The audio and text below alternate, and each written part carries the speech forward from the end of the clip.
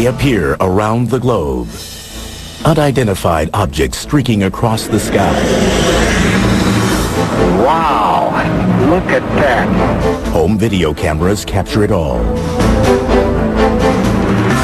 But why do these supposed UFOs keep appearing in the same places? Mexico, Brazil, even United States nuclear bases.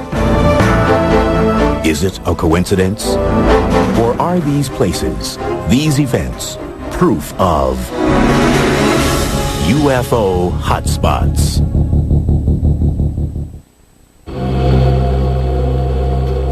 Sao Paulo, Brazil, 1988. Gulf Breeze, Florida, 1988.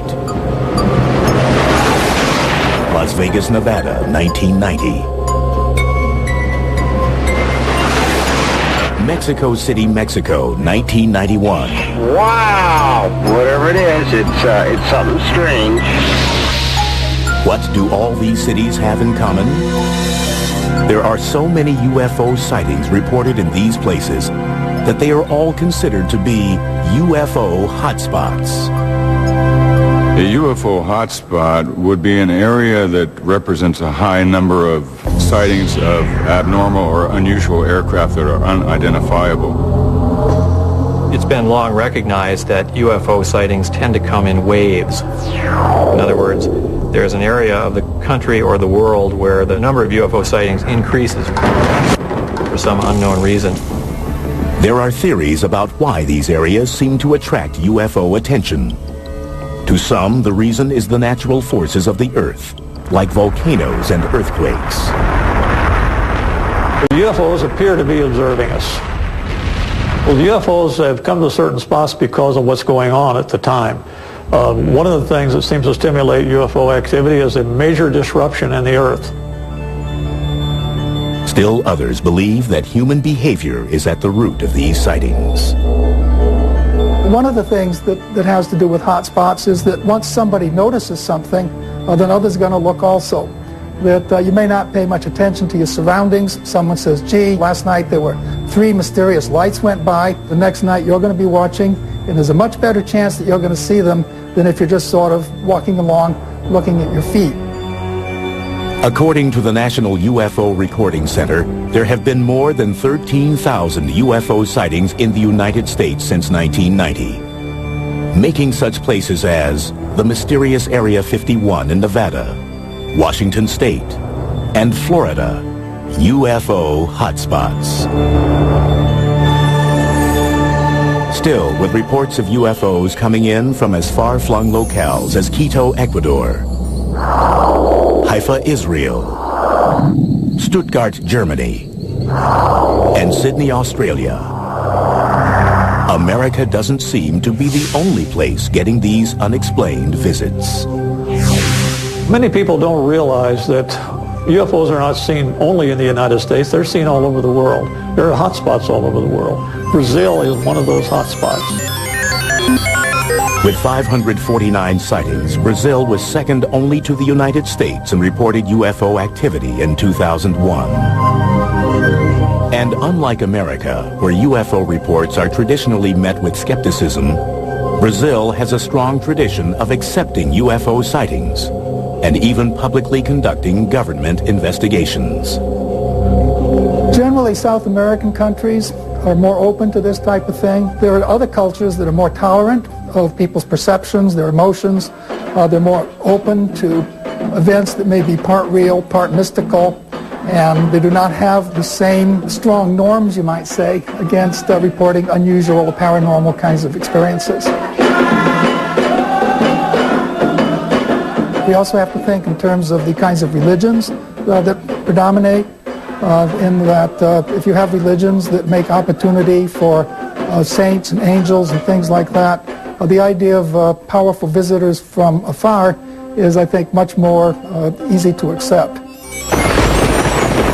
October 15th, 1957. Brazil is the location for one of the world's first accounts of an alleged alien abduction. Antonio Villas-Boas was a young man. He was driving a tractor in a field. He claimed he saw an object come down out of the sky and land nearby. He was greeted by aliens taken on board, washed off with some kind of a substance that smelled very badly to him. He made him vomit. And he later thought maybe that might have been something like a disinfectant or the like. While he was in this enclosure, a female alien type came in and had sex with him.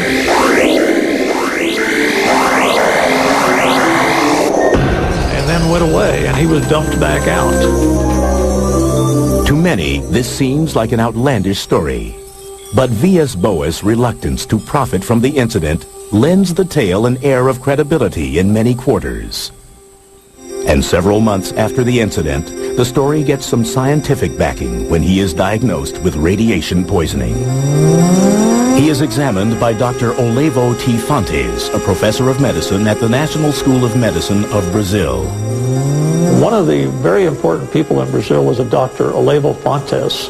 He was a medical doctor. He worked for the Brazilian government. He investigated the case, and he said that as far as he was concerned, it was a good case. It really happened the way that the young man said.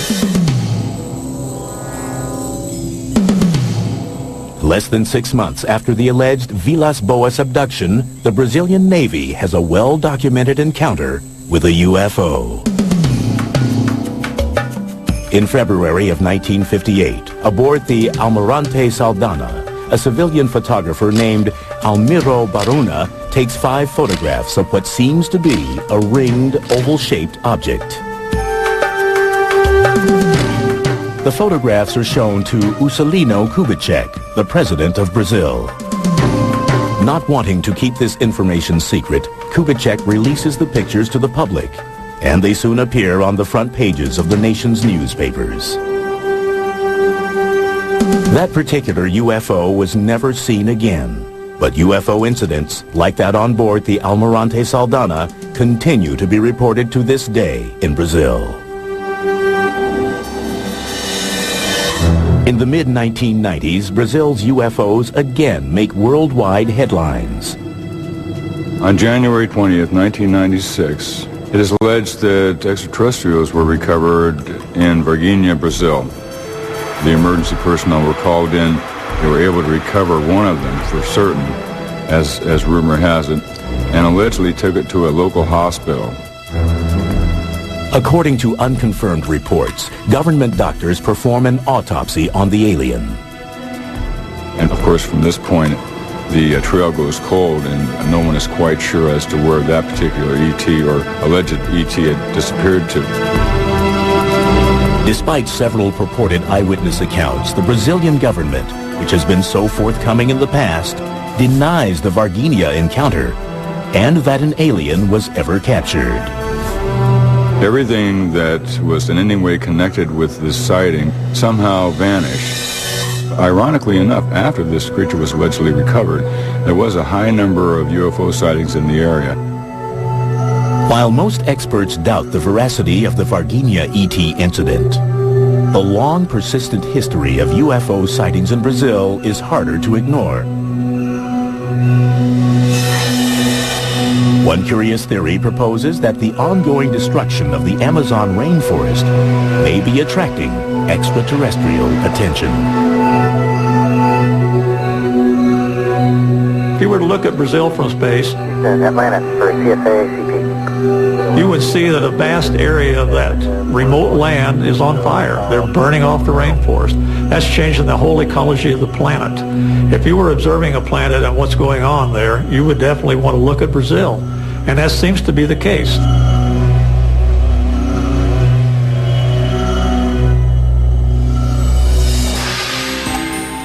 Coming up, in Mexico, mysterious images caught on tape during a solar eclipse seem to suggest that the world's sacred sites may be UFO hotspots.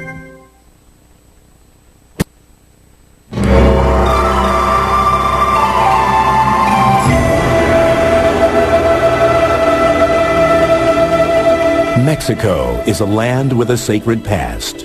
A land dotted with pyramids built by the ancient Mayans and Aztecs. Monuments to the gods, still standing hundreds of years after their makers are gone. Could the sacred energy that permeates these buildings be attracting otherworldly visitors and making Mexico a UFO hotspot? There are areas around the Earth known as sacred spots. And these areas have been known for a large number of sightings of abnormal or unusual aircraft that are unidentifiable. July 11th, 1991, in an event predicted hundreds of years earlier by the Mayans. The longest solar eclipse of the 20th century shrouds Mexico City in midday darkness. Millions of people look towards the heavens, many armed with their video cameras. But their cameras capture more than they expect. People all over the city, Mexico City, were taking videos. And they were getting things that weren't the eclipse. They were getting strange things flying around in the sky. Nearly 20 different people scattered across the city videotape what appears to be a saucer-shaped object floating above the horizon. Theories surface as to what the strange object may be. Once the moon passes directly in front of the sun, of course, it gets quite dark, and you start to see the stars, you can see the bright planets, you can see Venus or any other bright star or planet that happens to be above the horizon at that time. Undoubtedly, that's what a lot of people were seeing. But when all of the different videos shot from multiple locations around the city are analyzed, the images seem to show Venus and the mysterious object as clearly separate entities. Some experts offer another theory. Perhaps the phenomenon is the result of the video cameras themselves, as Mexico's emergence as a UFO hotspot coincides with the proliferation of affordable home video recorders. A camcorder is made with an automatic focus and an automatic aperture control to try to control the amount of light. And so it is not made to focus against a dark background. An automatic camera cannot focus on these objects without seeming to impart motion and changes in shape to it. But many disagree that the sightings were just a trick of the camera and point to subsequent events as proof. Over the course of the next 6 years, more than 1,500 videos and photographs of UFOs surfaced throughout Mexico. Many of the alleged UFO sightings appear near ancient Mayan and Aztec pyramids. One area with a lot of sightings is Tepoztlan, a resort village some 60 miles south of Mexico City. According to UFO researcher Carlos Diaz, 60% of its residents report having seen a UFO. And local air traffic controllers confirm that radar regularly detects unidentified objects over the area.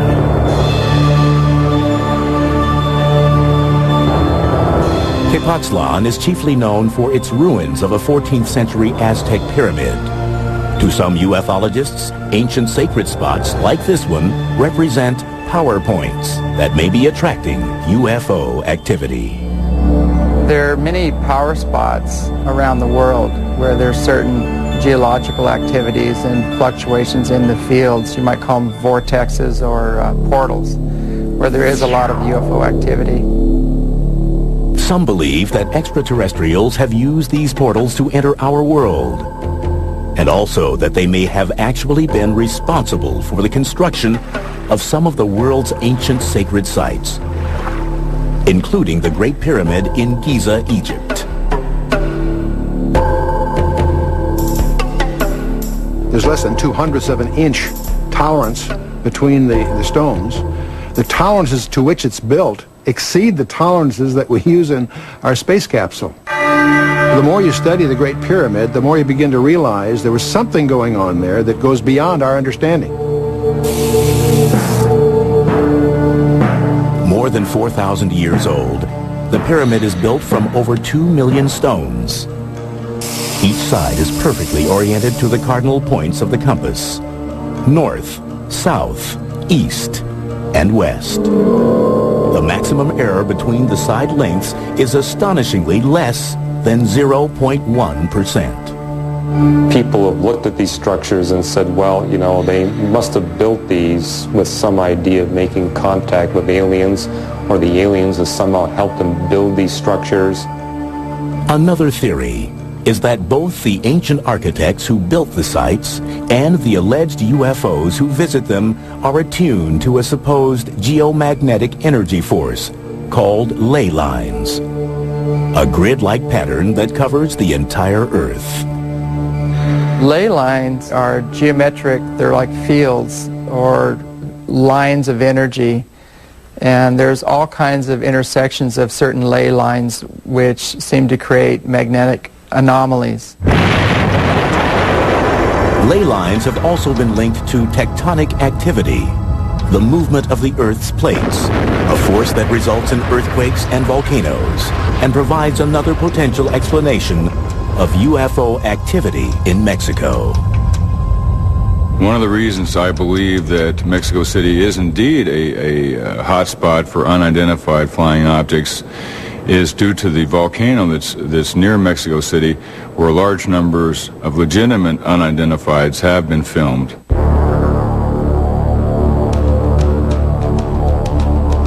UFOs have frequently been reported near Popocatépetl, Mexico's Smoking Mountain.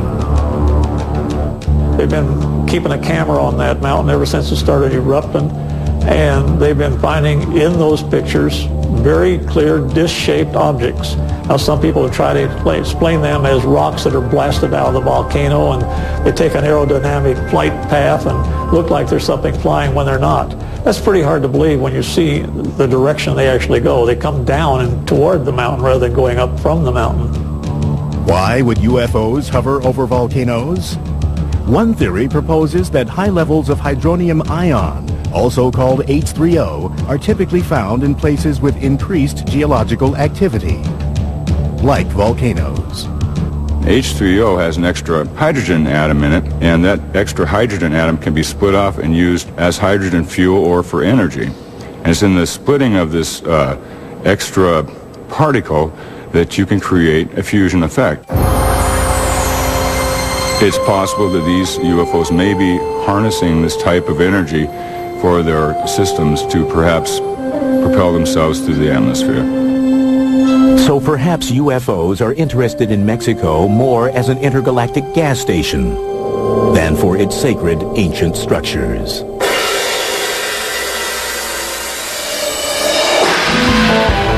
Coming up next, 10 of America's nuclear missiles suddenly shut down as a glowing disk hovers above Malmstrom Air Force Base.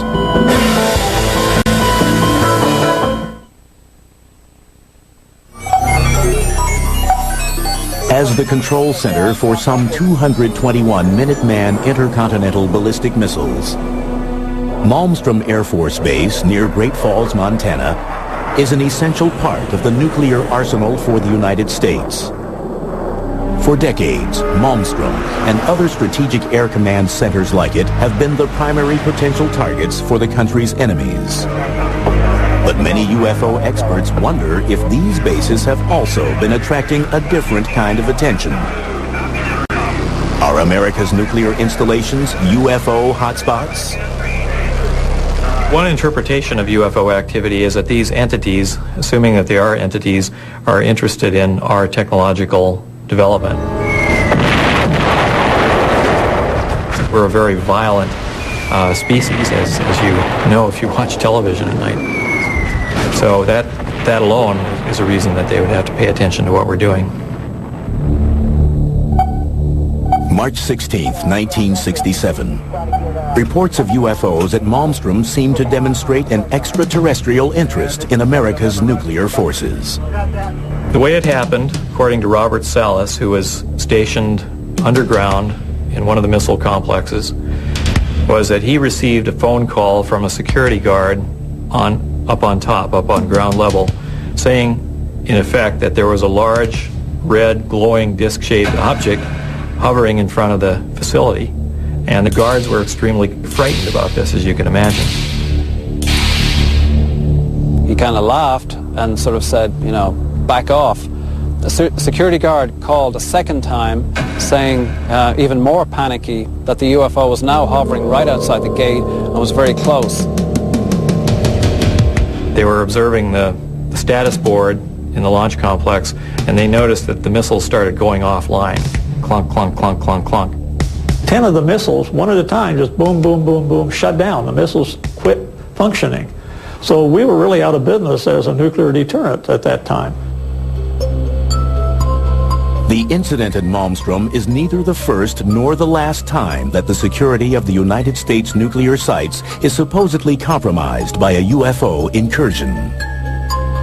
This supposed trend in UFO activity is noticed as early as 1952 by Captain Edward Ruppelt, the first chief of Project Blue Book, the Air Force's official investigation of UFO reports.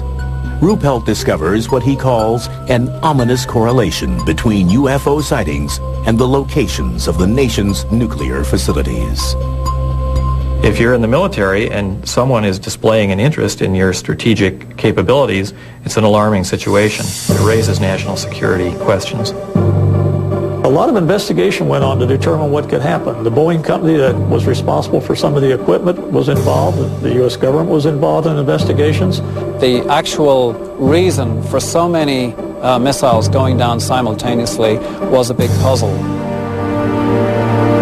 They found absolutely that an EMP, an electromagnetic pulse, may have fried the electronic workings in the missiles. However, there was no attempt whatsoever to relate the EMP, the pulse, to the presence of a UFO outside. In fact, the presence of the UFO out on the perimeter was dismissed as hearsay. We have no hard evidence that there really were any UFOs there. Nobody got any clear photographs or videos or anything like that. We just have somebody's perception that they went out and they saw a light in the sky. But the source of the EMP, a radiation wave that disturbs the function of electronic equipment, remains undetermined. And the government has never explained why so many missiles malfunctioned at the same time. It's important to bear in mind that these missiles are designed to be independent systems. So if you do something to affect one missile, it won't affect all the other missiles because they're totally separate. So whatever caused this event was able to shut down a whole variety of missiles that were spread around a large geographical area around the launch control complex.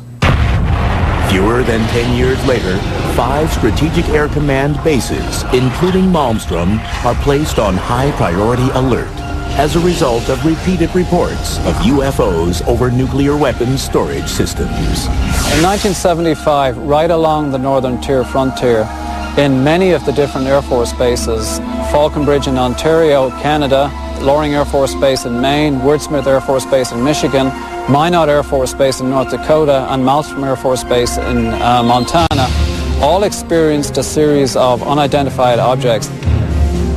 Some of these were explained away as helicopters, some of them were explained away as unidentified aircraft, some of them were called UFOs, but the general theme was that Air Force space was being violated at random by a series of aircraft that should not have been there. At each of the bases, official logs record eyewitness accounts of the UFOs, and they are tracked by radar as well. In each case, the UFO reportedly hovers above the base, specifically the weapons storage area, for up to 40 minutes. All attempts to intercept or positively identify the UFO from the ground or with fighter jets in the air fail. The incursions are brought to the attention of the Commander-in-Chief of NORAD, the North American Air Defense Command. An investigation ensues.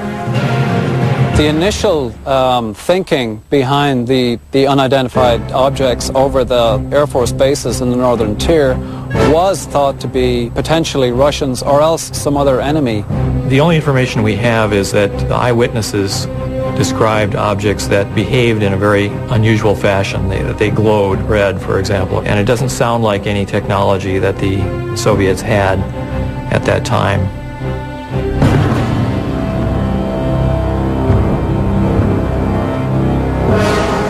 Another theory is that the UFO incursions were a type of readiness self-test to check the security of the bases in the event of an attack.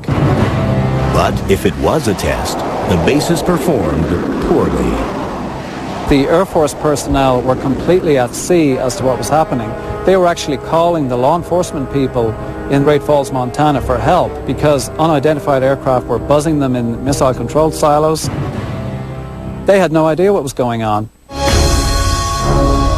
Aside from acknowledging that unexplained events have occurred at the northern tier bases, the U.S. government remains characteristically silent on the question of whether American nuclear installments are indeed UFO hotspots. To my knowledge, there's no published report explaining what happened. It's simply a mystery. And as far as the government is concerned, it can remain a mystery. According to the Air Force fact sheet on UFOs published in 1996, no evidence has been presented to indicate that further investigation of UFOs by the Air Force or other government agency is warranted. But for some, the base sightings are not quite as open and shut a case as the government would have us believe. We think the reason that the military tend to downplay this whole phenomenon is because the Department of Defense, by definition, needs to defend. And if theoretically there are objects that are able to violate United States airspace with impunity, that sets up a very big question mark about the efficiency and the abilities of the Department of Defense. But they are as bewildered and as puzzled and as intimidated as everybody else is.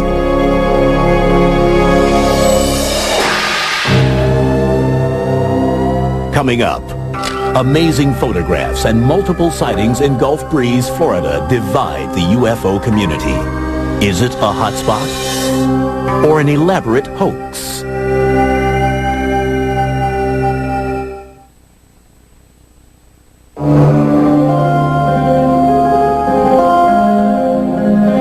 It's November 11th, 1987, and Ed Walters, a building contractor in Gulf Breeze, Florida, is about to experience the UFO phenomenon firsthand. As he would later recount, Walters looks up from his desk and sees what he believes to be a UFO. He grabs his Polaroid camera and ventures outside. Walters manages to snap a photo of what appears to be a glowing, dome-shaped bluish-gray craft hovering about 200 feet in the air. From 1987 to 1992, the small town of Gulf Breeze, Florida is famous for being an alleged UFO hotspot. Hundreds of eyewitnesses claim to see strange objects and unexplained lights in the sky. But Gulf Breeze is mired in controversy and allegations of a hoax. And Ed Walters stands at the center of the storm. On November 19th, 1987, 8 days after Ed Walters allegedly had his UFO encounter, the Gulf Breeze Sentinel publishes 2 of his 5 photographs. The next night, Walters claims to see another UFO and manages to take 4 more pictures, but decides not to publish them. Still, UFO fever has gripped Gulf Breeze, and by November 25th, reports of UFOs are pouring in. Hotspots are very intriguing. These are places where there are multiple sightings. One person sees something and a number of people see it shortly thereafter. The first person who notices it, the sense grants permission to the other people to make similar reports. Over the course of the next 4 months, Walters takes more than 20 photographs of a strange vessel on more than 10 different occasions. He even shoots 1 minute and 38 seconds of video of a UFO sighting on December 28, 1987. Walters, who chooses to remain anonymous at first, soon becomes the central figure in the Gulf Breeze sightings.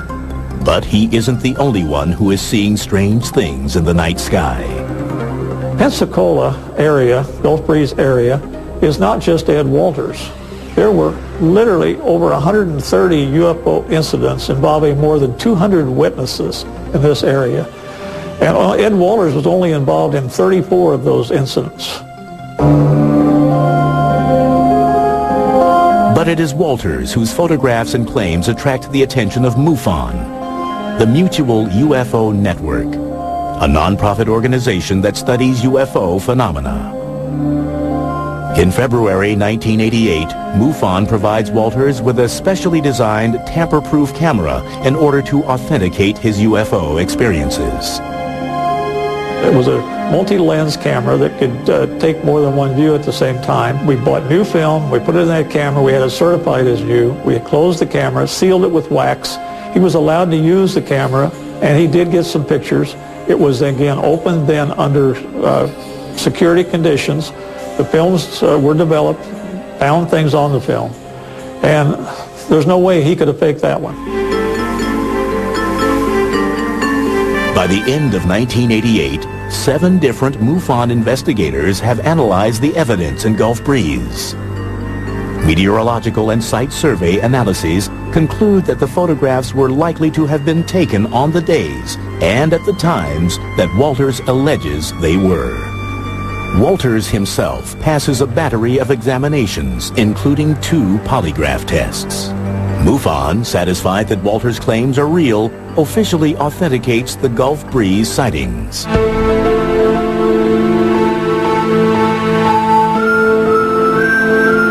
But in 1990, new doubts surface regarding the Ed Walters case. First, a model that resembles the UFO in Walters' photographs is found in the attic of his former residence in Gulf Breeze. Then, in July of that year, a teenager named Tommy Smith alleges that he witnessed Ed Walters faking the UFO photos. MUFON begins an investigation in a skeptical stance. It's like any private investigation or any police investigation. We go about it the same way. And like in any crime case, if more evidence comes along, we'll reopen a case. And we did reopen the case in Gulf Breeze because of Tommy Smith's allegation that Ed Walters had hoaxed it.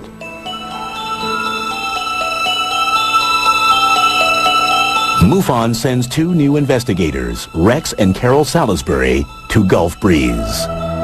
The Salisbury's findings indicate that Ed Walters doctored the photographs, particularly one called Photo 19, that shows the reflection of a UFO on the surface of a road. The Salisburys believe that the photo was most likely made by using a small model and double exposure. But their conclusions are rejected by MUFON. They believed that the other sightings at Gulf Breeze were real. They stated that in their reports. They just didn't believe Ed Walters. Basically, MUFON fired them and sent somebody else in to authenticate, quote-unquote, the sighting.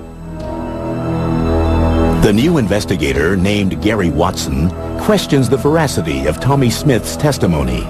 He also alleges that the model UFO found in the attic of Walters' former home was planted by someone who wanted to discredit Walters.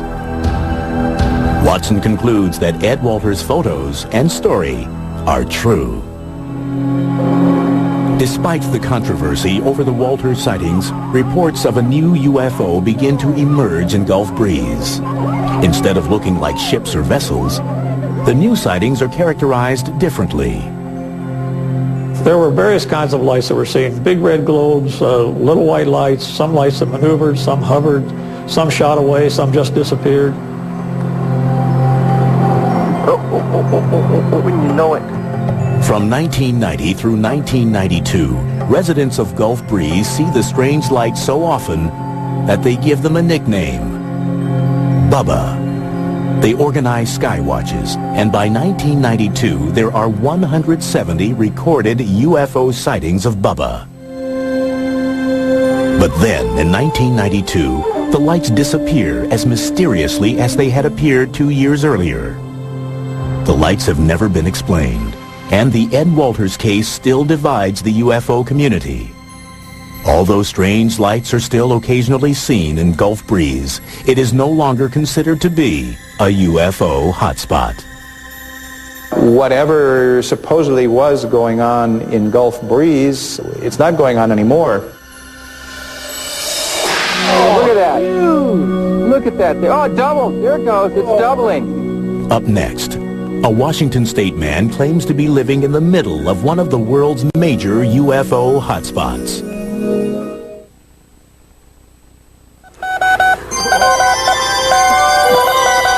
Winter 2002. Deep in the Mojave Desert, an alleged UFO hotspot, a flashing light beams a hopeful Morse-coded message to the stars. Hello, we are peaceful. Dr. Colm Kelleher and his colleagues at the National Institute of Discovery Science, or NIDS, are searching for signs of intelligent life in the universe. Armed with a light-gathering telescope, an electrospectrometer to analyze the light, and geomagnetic sensors to measure radio and microwave emissions, Dr. Kelleher hopes to amass physical data to prove, beyond a scientific doubt, that UFOs exist. The primary focus is to try to get physical data with respect to UFOs, and I think only a person who's been working in this field for quite a while would appreciate the absolute difficulty in getting physical data on UFOs, because you never know when they're going to appear, you never know how long they're going to stay, and you never know why they would appear in a particular place.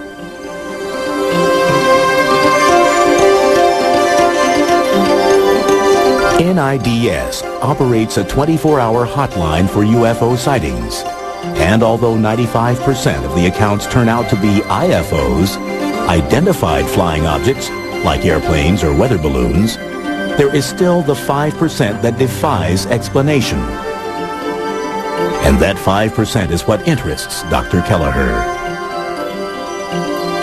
If we got a series of reports, say in the last 5 or 6 months or even a year, from the same area, same location, different eyewitnesses that appeared to corroborate, we would take those reports seriously. And one alleged hotspot that is raising some serious questions in the UFO community is the Yakima-Mount Adams area in southeastern Washington state. The Yakima Indian Reservation in Washington has the appearances of being a UFO hotspot for many years. UFOs have been reported from the fire towers, from rangers, from people camping, that sort of thing, over and over and over. James Gilliland is the owner of the Sattva Sanctuary, a UFO-friendly spiritual retreat located nearby. He claims the whole area is rife with UFO activity. The sanctuary here is located right at the base of Mount Adams, next to the Yakima Reservation, and it has over a 100-year history of recorded UFO activity. Well, I'd say this is probably one of the major hotspots in the world right now, because it's almost nightly that we see at least 1 or 2, if not 15 to 25 UFOs flying in the area. Gilliland and fellow seekers gather regularly in the summer months for sky watches. They play music and meditate and wait patiently for UFOs to appear.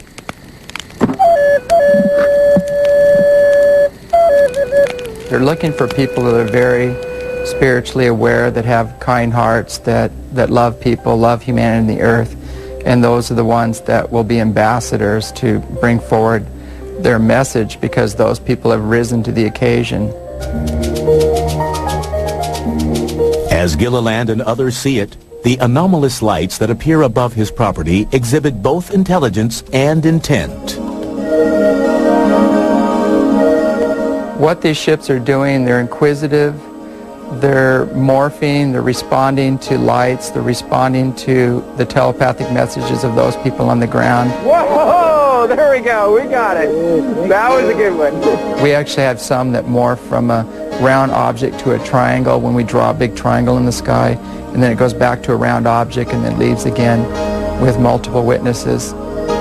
When you're talking about lights in the sky, it's very difficult to say what causes them. Are they natural phenomena or are they not? When they seem to fly into an area, stop and react to people yelling or to flashes of light or something else, what causes the reaction? Do natural phenomena do that? One theory proposes that the lights in the sky are not doing anything, but the observer's eyes are. Something called the autokinetic phenomenon. The eye literally cannot focus properly on a single bright point source of light against a dark background, and so it seems to bob around, move around, wiggle, zigzag. All these things are perfectly normal behavior, but it's the behavior of your eye. It's not the behavior of the object itself. Trick of the eye or not, some believe that Gilliland's role at the center of the UFO activity that surrounds his home is characteristic of all of the areas deemed a hotspot. We've investigated in a couple of quote-unquote hotspots, and we are beginning to realize that any of the areas that we focus on usually has a single individual in that area who becomes a lightning rod for multiple reports from the community. When you have a charismatic leader or somebody who's identified as an authority on UFOs, people will go where that leader says the UFOs are to be found, and there'll be more people watching, and you'll have more sightings reported in those areas. But it's a psychological, sociological kind of a thing. It's not related any way to what's actually up there. The major portion of people that are coming here are more aligned to trying to understand the experience on a more spiritual nature, but we do have a lot of, we call them looky-loos, that are coming just to try to see one.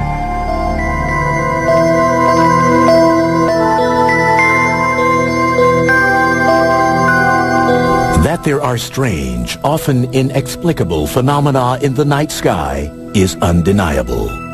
But just what these phenomena are, and whether they tend to cluster in time and place to form UFO hotspots, is open to debate. As far as the skeptics are concerned, on every level, you cannot instill want into another being. You can't get them to open their eyes or look at what's obvious. We showed them footage of ships flying behind trees, landing on the mountain, doing phenomenal feats, making U-turns, right-angle turns at several thousand miles an hour. And their standard pat answer is these are meteors or satellites. It's just amazing.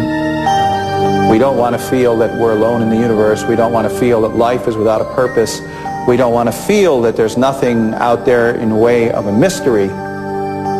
We human beings want our lives to be exciting. But just because something is exciting doesn't make it true.